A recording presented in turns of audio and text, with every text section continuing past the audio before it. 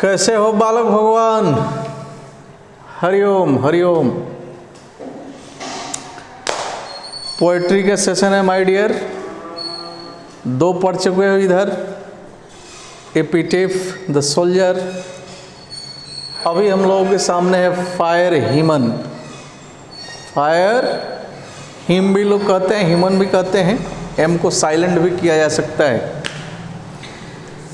तो बालक भगवान जी, सोचना ये है कि 1000 प्लस सब्सक्राइबर्स भगवान लोग हो गए, but still there is a problem कि यूट्यूब महाराज अभी तक उसको अपडेट नहीं किए हैं। खैर करेंगे ही, और अच्छा भी है कि अब लाइव आगे तुम लोगों को पढ़ा देंगे, क्योंकि अब बड़ी ज़रूरी है। वॉइस वगैरह के चैप्टर्स आने वाले हैं, टाइम एंड टेंस है। फिलहाल फायर ह्यूमन का कवि के परिचय से कुछ वर्ड्स बाएं साइड है, देख लो। एमिनेंस, महानता या श्रेष्ठता। इम्प्रेशनिस्टिक, प्रभावकारी। सन्स, त्यागना, निकालना। सोफिस्टिकेशन, छल कपट या मिलावट। डोमिनेशन, शासन या प्रभुत्व। सिनिसिज्म, कटुता या दोषदर्शिता, मैं बोल भी दे रहा हूँ। इंटेंसिटी, अत्यंतता या तीव्रता। अब उधर आ जाओ। फायर ह्यूमन, ह्यूमन का अर्थ होता है भजन या स्तुति गीत। इरप्टेड, ये देख लेना, किताब लेकर बैठना पढ़ने के लिए जी। अब मीनिंग किताब में ही लिख लेना, जो जो वर्ड है उसके सामने खोज कर। जैसे तुम लोग पढ़ने का तुम्हें आदत बनाया था, हुआ था मैंने ऑफलाइन जैसे पढ़ते थे, ठीक उसी तरह से। इरप्टेड मीन्स निकलना या फूट पड़ना। वंडरिंग घोस्ट लाइट, सौदाह माने चिता जो जलता है उससे उत्पन्न होने वाले प्रकाश। पैसर्स बाई, राही, राहगीर, रास्ता पकड़कर चलने वाले लोग। स्कटल्ड, पढ़ना। स्ट्रॉलिंग, टहलते या चहलकदमी करते हुए। एम्बर्स, अंगारे, सवालोज, निगलना या इस कविता में इसका अर्थ होगा भस्म करना। डिबॉचरी, अनैतिक व्यवहार। बोन स्टब्स, अस्थि शेष माने अधजले जो कुछ अंग छूट गए थे। जोरास्ट्रियन, पारसी यानी पारसी परंपरा या कल्ट को मानने वाले लोगों को माने धार्मिक समुदाय हैं पारसी लोग। कॉन्साइन मीन्स के हवाले करना या देना। टावर ऑफ साइलेंस, ये बड़ा इंपॉर्टेंट वर्ड है इस कविता का। I will explain it later on, not later on, just today, just after a moment this very word will come to you. Tower of silence means पारसियों का सौदा स्थल। रेबिलियस, विद्रोही या विद्रोहात्मक। स्वीयर मीन्स कसम खाना, यू नो इट। तो my dear, किताब ले लो, बैठ जाओ। ले लिया किताब? किताब ले लिया? किताब लेकर बैठो। पहले जब यह वीडियो आपके सामने आए, जब मैं पढ़ाना शुरू करूं, पॉज दबा लेना, पहले मीनिंग लिख लेना, फिर से वीडियो शुरू करना और तब देखना और अच्छे से वर्ड बाय वर्ड। अब आ जाओ, हम लोग कवि महाराज के परिचय को पढ़ते। केकी एन दारूवाला हमारे कवि का नाम है, जिनका जन्म हुआ 1937 ईस्वी। He was born in 1937। Lahore में जन्म हुआ था। बाद में पार्टीशन के बाद यह भारत आए, अभी इंडियन कवि हैं। मोस्ट हुआ है। खैर, इनके बारे में देखो, बताया गया है कि द रिसिपिएंट ऑफ साहित्य एकेडमी अवार्ड, इनको 1984 में साहित्य एकेडमी अवार्ड से नवाजा गया। And Commonwealth poetry award, the same year इनको कॉमनवेल्थ पोएट्री अवार्ड भी मिला। Is a landscape poet of eminence, श्रेष्ठता और महानता के जमीन से जुड़े हुए कवि हैं। And a well known writer of short stories, तथा छोटे छोटे कहानियों के लेखक भी। His poetry in his own words, उनके अपने ही शब्दों में उनकी जो कविता है, a totally impressionistic recording of subjective responses, किसी विषय के प्रति उनके जिम्मेवारी की सब्जेक्टिव जिम्मेवारी की बड़ी प्रभावकारी रिकॉर्डिंग है उनकी कविता। यानी अपने ही शब्दों का उच्चारण करते थे, ये नहीं कि कहीं से कॉपी पेस्ट कर दिया, कट पेस्ट वगैरह होता है ना बहुत सारा आजकल कवि लोग ढेर करते हैं, गीतकार लोग भी करते हैं, सारे मैक्सिमम लोग करते हैं। तो ये अपने हिसाब से शब्दों का चयन करते थे और उन्हीं शब्दों से पोएट्री पोएम को कंपोज किया करते थे। ही क्लेम्स, वह दावा करते हैं, his poems to be rooted in the rural landscape. वह दावा करते हैं कि उनकी जो कविताएं हैं वे ग्रामीण दृश्यों से, लैंडस्केप से जुड़ी हुई रहती, यानी कुछ इस तरह की बात लिखते हैं जिसे शहर के लोग तो समझ ही सकते हैं, गांव के लोग भी बड़ी आराम से समझ सकते हैं। लगता है कि उनके अपने भाषा में कविता कह रहे हैं। एंड हेंस अर्दी, और इसलिए इनकी कविताएं अर्दी होती हैं, यानी धरातल पर की होती हैं, उसमें हवाई या बिना मतलब का ढेर सारा कल्पना, रोमांटिसिज्म कम होता है। ही सन्स सोफिस्टिकेशन, कविता लिखते समय सोफिस्टिकेशन मैंने इधर लिखा हुआ है, छल कपट, बनावटीपन। सन्स मीन्स त्यागना, छोड़ देना, निकाल देना। यानी कविता जब वह लिखते थे तो बनावटीपन को वह निकाल बाहर करते थे, सरल सामान्य शब्दों में लिखा करते, जो एक आम व्यक्ति की फीलिंग हो सकती। एज ही थिंक्स दैट, क्योंकि वह सोचते हैं कि while adding gloss, add means जोड़ना, gloss मीन्स चमक दमक। यदि कविता लिखते समय ढेर सारा बिना मतलब का, जहाँ ना पहुँचे रवि वहाँ पहुँचे कवि कहा जाता है ना, कि मैंने उन बातों को भी ला के उसमें जोड़ दिया जाए जो लोग ना जिसकी कल्पना कर सकते हो, ना जानते हो, ना समझ सकते हो। चमक दमक को यदि बहुत जोड़ा जाए कविता लिखते समय, तो takes away the power of verse, तो उससे गीत की जो शक्ति होती है, कविता की जो शक्ति होती है, वह निकल कर कहीं चली जाती। 11th में याद करना, एक कविता पढ़ाया था मैं, सरोजनी नायडू का विलेज सॉन्ग, राम रे राम आई शैल डाई। क्या कविता थी। खैर हर तरह की कविताएं, हर तरह के लोग हैं तो हर तरह की बातें हैं। खैर बहुत ग्लॉस जोड़ना भी नहीं चाहिए। The themes of his poetry are love, उनके कविताओं के जो विषय होते हैं, थीम्स होते हैं, वे होते हैं लव, प्रेम, डेथ, मृत्यु, डोमिनेशन, शासन या प्रभुत्व, सिनिसिज्म का अर्थ देखो यहाँ पर मैंने लिखा हुआ है, कटुता, दोष दर्शिता, प्लाइट ऑफ ह्यूमन सोसाइटी, मानव समाज की दुर्दशा, एंड वायलेंस तथा हिंसा। चूंकि वो पुलिस सर्विस में थे, इसको मैं बता दूंगा आगे, इसलिए लिखा हुआ भी होना चाहिए। मैं आगे देखता हूं जी। He writes with intensity and vigour, बड़ी पौरुष और तीव्रता के साथ वह लिखा करते हैं।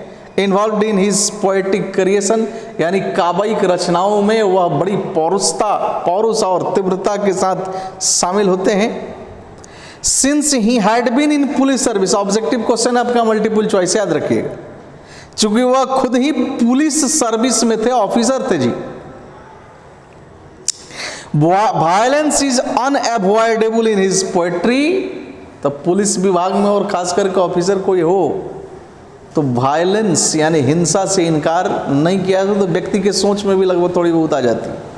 तो चूंकि खुद भी पुलिस सेवा में थे, इसलिए माय डियर हिंसा से उनके लेखों को कविताओं को मुक्त नहीं माना जा सकता है। His important volumes of verse include, याद करिएगा ये ऑब्जेक्टिव क्वेश्चन आएगा आपका, यानी उनके कविताओं के महत्वपूर्ण रचनाओं में शामिल है अंडर ओरियन, जिसको उन्होंने 1970 में लिखा था, एपारिजन इन अप्रैल 1971 में, एंड क्रॉसिंग ऑफ रिवर्स 1976 में लिखा था। अब पहले कथा सुन लो यार फायर ह्यूमन की, उसके बाद वर्ड बाय वर्ड पढ़ा देते। फायर मीन्स अग्नि, जानते हो। हेमन मीन्स स्तुति, गीत या भजन, यानी अग्नि का स्तुति, एक तरह का भजन आप समझ सकते हो। यह टाइटल इन्होंने दिया, क्यों दिया इसको समझो जरा सा। एक बार once upon a time he was strolling along the bank of the river with his father, across the bank of the river along with his father he was strolling once upon a time and it was down। एक बार वह अपने पिताजी के साथ जब छोटे थे तो पिताजी के साथ सैर पर निकले। भोर का समय था, भोर समझते हो, न दिन न रात, डाउन जिसके कहा जाता है, डस्क मीन्स गोधूली हो जाता है। तो भोर के समय में यानी थोड़ा अंधेरा ही रहता है उस समय, वह अपने पिताजी के साथ टहलने निकले। और टहलने निकले तो जनरली पहले इतनी आबादी नहीं होती थी जी, बहुत सारे जगह होते थे, हरियाली होती थी। टहलने जनरली लोग नदी के किनारे निकल जाया करते थे सैर करने, बहुत सारे पार्क होते थे। तो नदी के किनारे रास्ता था, टहलने का बड़ा खूबसूरत स्थान था, शुद्ध वातावरण था। टहलने चल दिए अपने पिताजी के साथ। सुन रहे हो जी। अब वहां देखना, जनरल सनातन संस्कृति में किसी व्यक्ति के गुजरने के बाद उसके शव को, means there is a process in Sanatan sanskriti that is called Hindu religion as well. There is a tradition that after death in Sanatan religion, the body of that very person, means dead body of the person, is cremated. It is kept on a fire and burnt. यानी सनातन संस्कृति में व्यक्ति के गुजर जाने के बाद एक चिता सजाया जाता है, इन्वर्टर ऑन कर लीजिएगा, तथा उसे उस चिता पर रखकर जलाकर उसका, इट इज कॉल्ड क्रीमेशन, जलाकर उसका दाह संस्कार किया जाता है। पंचतत्वों से जो शरीर मिला है उसको उसी पंचतत्वों में मिला दिया जाता है। आयु, अग्नि, आकाश वगैरह आप सुने होंगे। और ये शमशान घाट, उसे शमशान घाट कहा जाता है, crematorium that is called in English.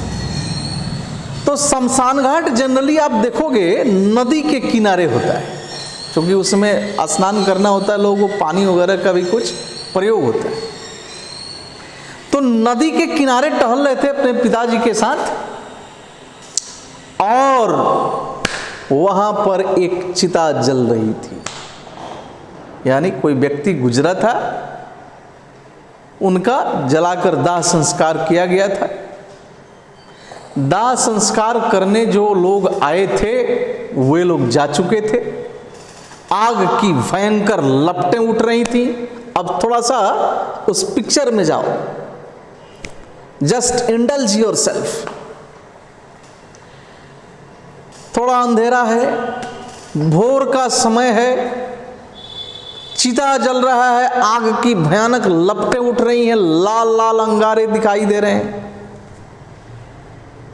और चांदनी रात था। चांद की रोशनी उन लाल लाल अग्नि के जल रहे अंगारों के बीच जो डेड बॉडी जल रहा था, उसकी जो अस्थियां थी, हड्डियां, उन पर पड़ रही थी। तो कुल मिलाकर यह जो दृश्य था बड़ा ही ड्रेडफुल, डरावना हो गया था। हो जाएगा ना, किसी भी राहगीर को वह डरा सकता था जो उसके बगल से होकर गुजरे। वैसे भी आजकल बहुत सारे मॉड लोग हैं, अनिश्वरवादी लोग भी हैं, हर तरह के लोग हैं। लंबा लंबा हाँकते हैं कि मैं यार डरता नहीं हूँ, मुझे किसी से डर नहीं लगता है, नो भूत नो प्रेत, नथिंग लाइक दैट। अरे मैं भी हालांकि सब चीज़ों को नहीं मानता हूँ, लेकिन बहुत ही हिम्मत वाले व्यक्ति को भी रात में यदि शमशान घाट में ले जाकर छोड़ दो पुला चुला के, कैसे कहोगी यार 2 घंटा रुको यहीं पर, हम तुम्हारे लिए भेलपूड़ी वगैरह कुछ कुछ बनवा के ला रहे हैं, बढ़िया बढ़िया पकवान, यहीं पर पिकनिक मनाएंगे। जब 2 घंटा के बाद जाओगे जैसे बेहोश मिलेगा, वहीं पर हालत खराब हो जाएगा उसका। डर लगता है, ये इंटरनल एक फीलिंग होती है, तो डराने वाला दृश्य था। अब उसी बीच इनके पिताजी ने इनको दिखाया कि देखो अग्नि भी कभी कभी अपने कर्तव्य को पूरी तरह निभाना भूल जाती है। Times it forgets its date.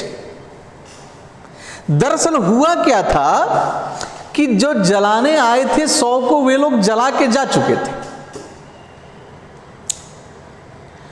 और कुछ अंग अधजले बचे हुए थे, कुछ अंग शेष थे, अभी नहीं जल पाए थे। तो पिताजी ने कहा कि देखो अग्नि का काम है पूरी तरह जलाना, इनके पिता ने इनको बताया, लेकिन देखो वहां कुछ अधजले अंग पड़े हुए हैं, कुछ उंगलियां हैं।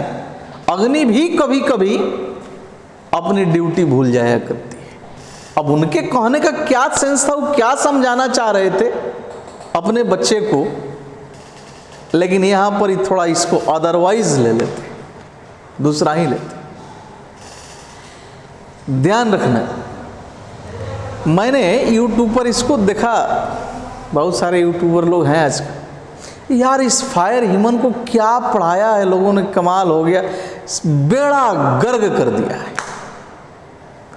तो यदि यह 100% आपके समझ में आए, अच्छा लगे, कंसेप्ट क्लियर हो, वैसे आप समझ रहे हो कि श्री श्री के पढ़ा रहा है, तो थोड़ा इसको शेयर कर देना यार, ताकि बहुत लोगों के पास भी पहुंच जाए, उनका भी कंसेप्ट क्लियर हो जाए। बेड़ा गर्क कर दिया है, बहुत सारे लोगों ने बेड़ा गर्क कर दिया इसका। खैर, हम लोग थे बेटा कि पिताजी ने बताया कुछ अधजले उंगलियों को कि देखो अग्नि भी कभी कभी अपना काम पूरी तरह से करना भूल जाती है। अब ध्यान देना यहां पर जो मैं कथा कर रहा हूं उसको, कभी कोई यह बात बड़ा खराब लगा। खराब लगने का कारण था, कारण यह था कि यह बाय रिलीजन जोरास्ट्रियन थे। ऑब्जेक्टिव क्वेश्चन आपका बार बार एग्जाम में पूछ देता, याद रखिएगा, यानी धर्म से यह पारसी थे, और पारसी लोग अग्नि के उपासक होते हैं, अग्नि ही उनका देवता है। तो इनको यह बात बड़ी खराब लगा, करी अग्नि जिसकी हम उपासना करते हैं, we are the worshippers of fire, and this very fire forgets its date. बड़ा खराब लगा कि भाई अग्नि जिसकी जो हमारी उपासक है, जिसकी हम उपासना करते हैं, उन्होंने अपनी ड्यूटी पूरी तरह से नहीं करा। बड़ी खराब लगा इनको बात। ऐसे पारसी लोगों के बारे में थोड़ा जान लीजिए। पूरे दुनिया में अभी 61,000 समथिंग पारसियों की संख्या है मात्र। 2011 के सेंसस के हिसाब से 57,200 कुछ है मात्र, पूरे वर्ल्ड में मैं बता रहा हूं। और खैर 61,000 के आसपास इनकी संख्या अभी जो बताई जा रही है, ये पूरे के पूरे भारत में ही है। India is the most beautiful country on earth, minded it is an Eden where the mind is without fear. मैंने बताया था रविंद्रनाथ की जो कविता थी, भूस्वर्ग है धरती का, किसी को हमारे इस मातृभूमि की नजर ना लगे। हर तरह के लोग हमारे यहाँ हैं। ये जो पारसी हैं जिनकी इतनी कम संख्या है, 61,000 कुछ मात्र, लाख में भी नहीं है, ये उच्च कोटि के विद्वान, इंटरप्रेन्योर, इंडस्ट्रियस होते हैं, उच्च कोटि के। कुछ नाम मैं बता दे रहा हूं। रतन टाटा का नाम सुने हो? GRD टाटा, टाटा की स्थापना ही इन लोगों के द्वारा हुई थी। रतन टाटा पारसी। कुछ ऐसा नाम मैं ले रहा हूं जिनको जानते हो। पारसी थे। मानिक साव सुना होगा, जो युद्ध में एक बड़ा कमाल दिखाया था उन्होंने, फील्ड मार्शल थे, पारसी थे। अरुणा ईरानी पारसी।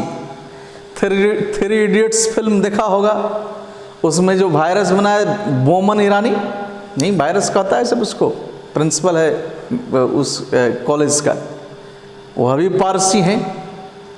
गोदरेज के मालिक भी पारसी हैं। इंदिरा गांधी के जो पति थे फिरोज गांधी, वह भी पारसी थे। तो lots of famous names are there who dominate the world, not only India, they dominate the world। ऐसे पारसी होते हैं, बड़ी ही इंटेलेक्चुअल क्लास के लोग हैं, हम लोगों को उन्हें फॉलो करना चाहिए। खैर, तो पारसी होने के नाते, अग्नि के उपासक होने के नाते, इन्हें बात बड़ा खराब लगा कि अग्नि कैसे भूल गई इस बात को, और छोटी सी मुट्ठी को भींचते हैं कस के, इतना कस के कि उसमें कुछ दर्द भी इनको महसूस होता है, और वहाँ एक कसम खाते हैं कि आज के बाद मैं अग्नि को भूलने का पाप नहीं करने दूंगा। अब एक बात बताओ, अग्नि को भूलने का पाप नहीं करने दूंगा, कसम खा लिया, तो अग्नि को हम और आप आदेश दे सकते हैं कि ऐसे करो ऐसे नहीं करो? नहीं दे सकते हैं ना। प्रकृति है अग्नि, गलती अग्नि की नहीं थी, गलती जलाने वालों की थी। जनरली जब आपने देखा होगा, जब किसी मृत व्यक्ति को जलाकर उसका दाह संस्कार किया जाता है, तो लोग तब तक वहां रहते हैं जब तक वह पूरी तरह से जल नहीं जाए, हर अंग उसका जल नहीं जाए। और जलाने वाले मेरे ख्याल से, मैं सोचता हूं, थोड़ा अर्ली चले गए थे, गलती उनकी थी। लेकिन बालक मन, बाल्यावस्था में थे हमारे, कभी बड़ा क्रोध आता है, संभालना इस क्रोध को, बिना सोचे समझे कोई कसम खाना, क्रोध करना भी घातक होता है। खैर, क्या कसम खाया कि आज के बाद अग्नि को भूलने का पाप नहीं करने दूंगा। अब यहां दो तथ्य है। पहला, कसम तो खा लिया, अब इनके कोह देने से अग्नि खुद से पौड़ के तो नहीं जलाएगी ना अंगों को, यानी अब भूलने का पाप से बचाने के लिए क्या किए होंगे? वो अग्नि को आदेश तो दे नहीं सकते थे। थोड़ा प्रैक्टिकली सोचो, नहीं दे सकते थे ना। ये दो बातें हैं, या तो वे स्वतः, अब यदि कहीं देखते होंगे जलते हुए तो थोड़ा रुक कर, यदि कोई अंग बच गया तो उसको अग्नि में प्रवाहित करते होंगे, मैंने रखते होंगे, या ध्यान दो जरा से, पारसी थे धर्म से, और पारसी लोगों में एक अलग तरह की परंपरा होती है। और परंपरा यह है कि पारसी कल्ट में मरने के बाद उनका जो सौदाह स्थल होता है, उसे अंग्रेजी में टावर ऑफ साइलेंस कहा जाता है। देखो कहीं लिखा होगा, मैं टावर ऑफ साइलेंस, यानी वह विशेष स्थल है जहां पारसी लोगों के मृतकों का दाह संस्कार होता है। तो वे लोग, थोड़ी अजीब परंपरा है उनकी, वे क्या करते हैं कि जब कोई व्यक्ति गुजर जाता है पारसी कल्ट में, तो वे ना उसे जलाते हैं और ना ही उसको दफनाते हैं। नीचे दफनाने की प्रक्रिया समझ रहे होंगे ना, धरती में जो, वे लोग उसको बड़ी साफ सफाई करके शरीर को, मृत शरीर को या डेड बॉडी को, टावर ऑफ साइलेंस यानी उनका जो सौदा स्थल है वहां ले जाकर थोड़ी सी जमीन को चिकना करके, मैंने साफ सुथरा करके रख देते हैं खुले आसमान के नीचे ऑलमोस्ट। क्योंकि उनका मानना है कि मरने के बाद मृत शरीर पर भालचर वगैरह का या वैसे मांसाहारी जीव जंतुओं का हक बनता है। पार्टिकुलरली भालचर को समर्पित करते हैं, ऐसी मान्यता है। यानी तो अग्नि में तो उनका, यदि कोई मरा तो शरीर नहीं जाएगा। तो एक यहां पर यह भी हो सकता है कि उन्होंने कसम खाया कि यदि मेरे जानकारी भर में कोई गुजरा मेरे संप्रदाय का, तो अग्नि में बिल्कुल भी नहीं जाने दूंगा, क्योंकि अग्नि भूल जाती है कभी कभी। ये भी हो सकता है, इन्हें कसम खाया उन्होंने कि भूलने का पाप मैं अग्नि को नहीं करने दूंगा। इसको स्पष्ट नहीं किया गया है। अब आ जाओ, इनके कसम खाने के दिन से 21 साल के 20 ईयर्स 20 साल बाद आते हैं। 5 साल की अवस्था में उन्होंने कसम खाया था, 20 साल और जोड़ लो 25 साल हो जाता है, यानी 20 साल के बाद अब क्या होता है देखो। स्वाभाविक है कि इतने समय में वह बड़े हो गए होंगे, नौकरी भी हो गई होगी, शादी ब्याह हो गया होगा, पहले थोड़ा अर्ली हो जाता था, बाल बच्चे भी हुए होंगे। कहानी थोड़ा टर्न लेती है, मार्मिक बन जाती है। 20 साल के बाद अचानक से his first born baby Passage away, उनका प्रथम जन्म लिया हुआ बच्चा गुजर जाता है। अब थोड़ा ध्यान देना, खैर we are very sorry for that, यह एक अनफॉर्चुनेट घटना है। उनका प्रथम जन्म लिया हुआ बच्चा गुजर जाता है, बच्चा उनका है। अब बताओ, थोड़ा देर पहले मैंने एक्सप्लेन कर दिया, बच्चा इनका गुजर गया जो पारसी कल्ट में जन्म लिया हुआ था। बच्चे को लेकर इनको कहां जाना था? उसका दाह संस्कार करने, टावर ऑफ साइलेंस जाना था ना, पारसियों के सौदा स्थल में। लेकिन समस्या थी, नहीं जा पाए। समस्या यह थी कि जहां वह काम कर रहे थे वहां से tower of silence was 1000 miles away, हजारों मील, 1000 माइल, याद रखिएगा, ऐसे मैं पढ़ा दे रहा हूं, ऑब्जेक्टिव क्वेश्चन भी करा दूंगा। जहां वह काम कर रहे थे वहां से उनका टावर ऑफ साइलेंस हजारों मील दूर था, और बच्चे के डेड बॉडी को लेकर वह नहीं जा सकते थे। मजबूरी में he had to consign his newborn baby to fire, मजबूरी में जा नहीं सकते थे बच्चे को लेकर। मजबूरी में उनको उस नए जन्म लिए हुए बच्चे के मृत शरीर को उसी अग्नि के हवाले करना पड़ा, यानी जलाकर ही उसका दाह संस्कार करना पड़ा, जिसके विरुद्ध इन्होंने कभी कसम खाया था। बुद्धि खुला। अब अग्नि के हवाले कर दिए हैं, 100 जल रहा है, बगल में खड़े हैं, अपराध बोध के साथ खड़े हैं। इनको एक अपराध बोध है जी कि भाई मैंने पारसी परंपरा को तोड़ दिया है, यानी आई हैव कमिटेड सिन, मुझसे पाप हो गया है, मैंने अपने पारसी परंपरा को तोड़ दिया, कल्ट को का उल्लंघन किया नियमों का। तो एक अपराध बोध के साथ खड़े हैं, और तब इनको महसूस होता है कि अग्नि से एक स्तुति के रूप में, भजन गायन के रूप में एक स्वर निकला है, और इनको कानों को सुनाई दे रहा है। अग्नि कह रही है कि तुमने पारसी परंपरा को तोड़ा, एक पाप कर दिया, लेकिन फिर भी जाओ, कोई बात नहीं, मैंने तुम्हें माफ किया। इनको ऐसा महसूस हो रहा है कि अग्नि इनको कह रही। थोड़ा ध्यान देना है, अग्नि की कोई गलती नहीं थी, जलाने वालों की गलती थी। इन्होंने कसम खा लिया कि भूलने का पाप नहीं करने दूंगा। आज इन्होंने खुद अपने पारसी परंपरा को तोड़ा है, लेकिन अग्नि क्या करे? इनके विरुद्ध कोई कसम नहीं खा रही है।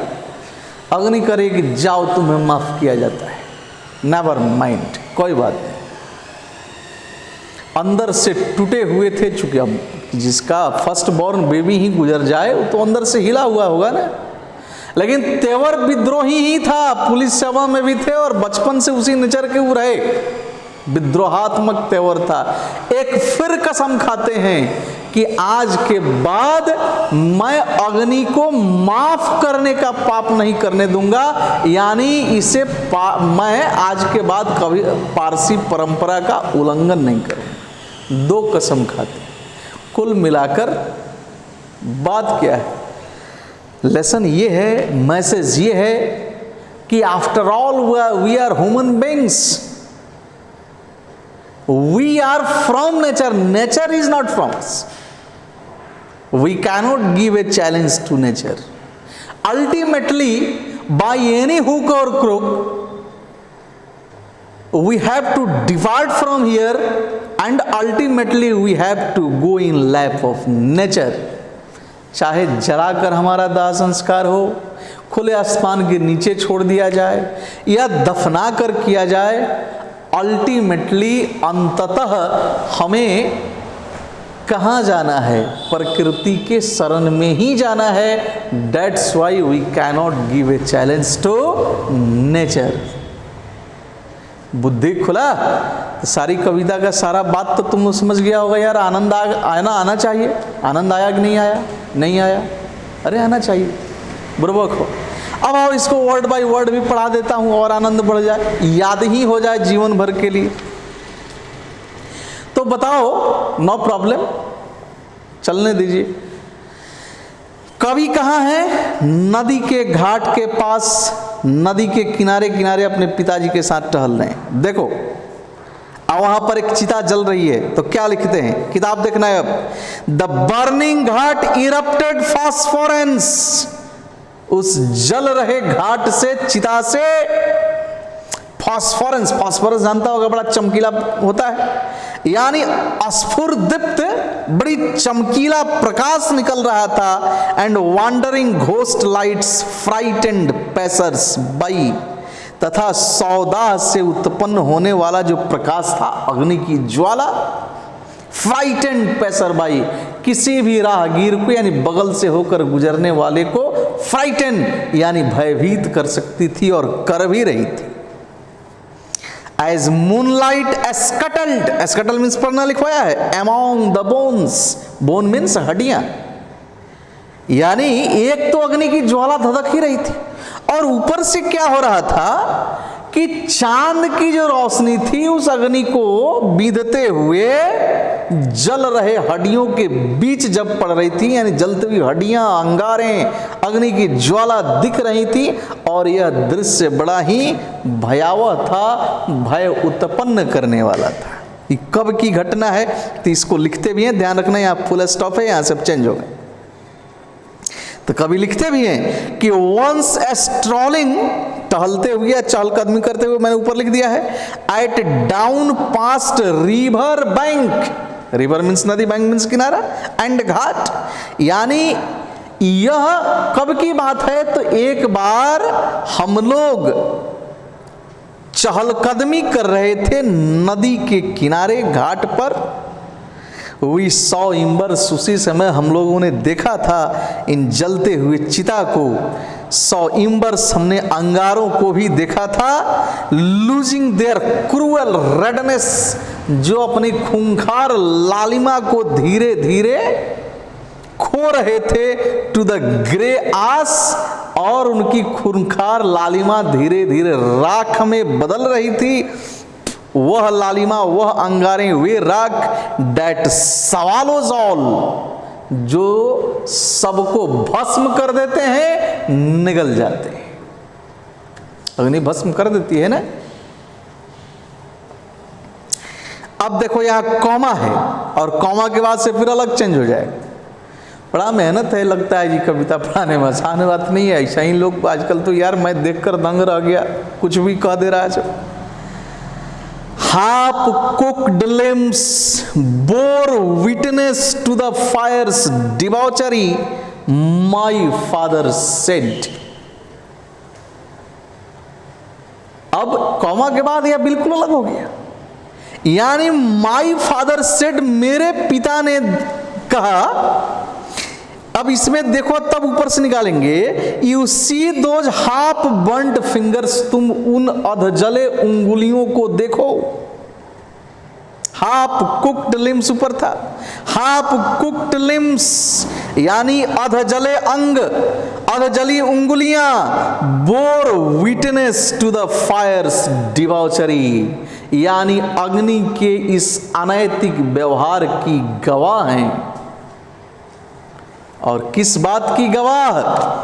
तो लिखते हैं, एंड बोन्स एंड स्टब, माने अधजले अस्थि शेष, अधजली उंगलियां अग्नि के अनैतिक व्यवहार की जिम्मेवारी गवाह हैं। किस व्यवहार की? तो लिखते हैं the fire eight times forgets it's dead, कि अग्नि भी एट टाइम्स यानी कभी कभी फॉरगेट्स इट्स डेड, अपने मृतकों को यानी उसके अंदर जिन्हें जलाने के लिए रखा गया है उन्हें भूल जाती है। अग्नि भी कभी कभी, इसका पूरा अर्थ यह निकलेगा कि अग्नि भी कभी कभी अपने कार्य को पूरी तरह करना भूल जाती है।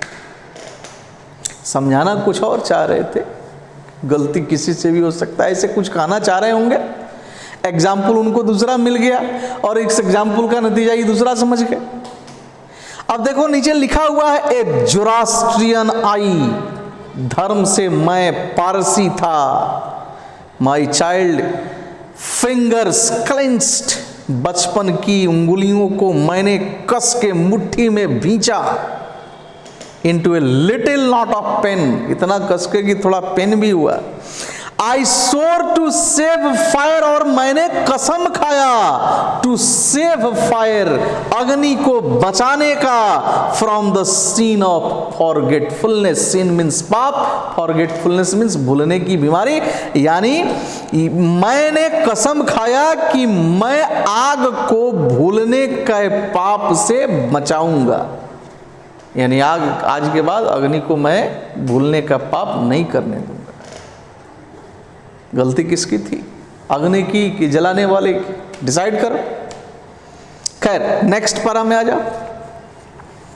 इट नेवर फॉरगॉट, कभी भूले नहीं अपने इस बात को।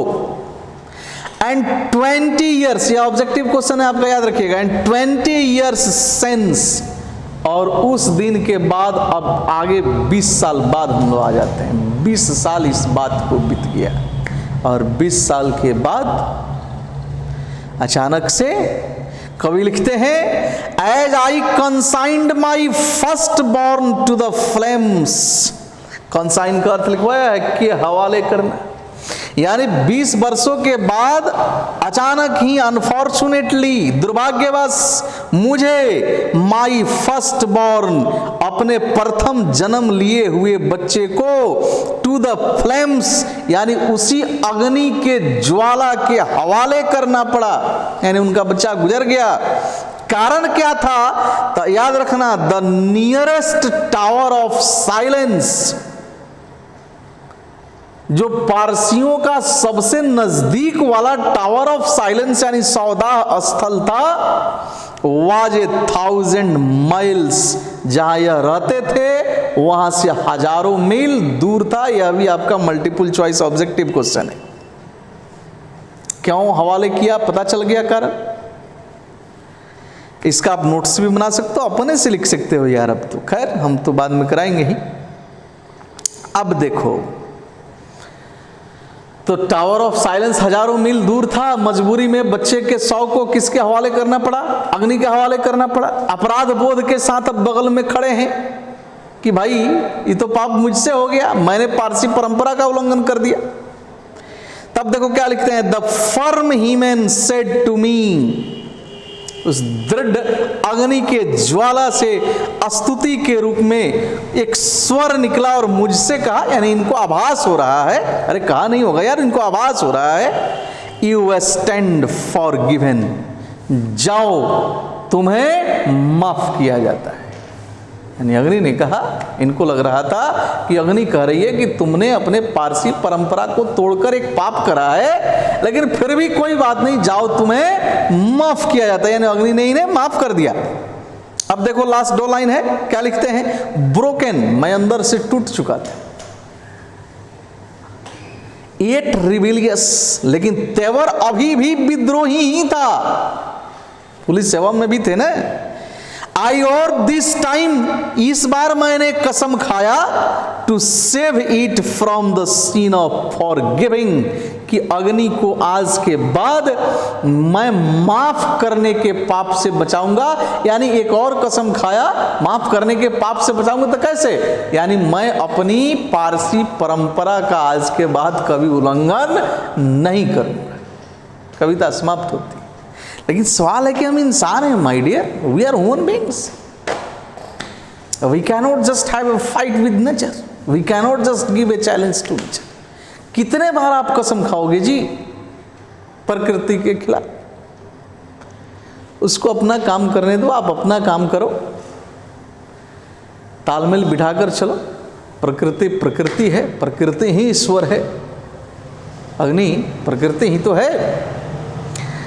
खैर, I hope you would have enjoyed the point. मैं आशा करता हूँ आपने आनंद उठाया होगा, आनंद प्राप्त हुआ होगा। कविता में बड़ा मेहनत किया मैंने।